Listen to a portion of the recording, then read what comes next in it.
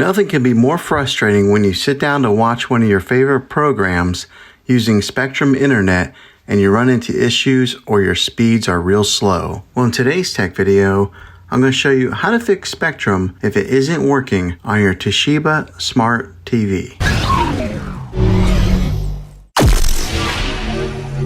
I'm going to show you a few really simple ways to try and solve your problem and get you back up and running again. Now, the first one is the easiest one to try, and that's to unplug your TV from the wall outlet and wait 60 seconds. Now, don't be impatient here. Wait the whole 60 seconds, then plug it back in. This is very different from turning your TV on and off with your remote control. This is what we call a hard reset of your TV, so make sure you do this method. The next method would be to push the reset button on your modem or your router if it has it.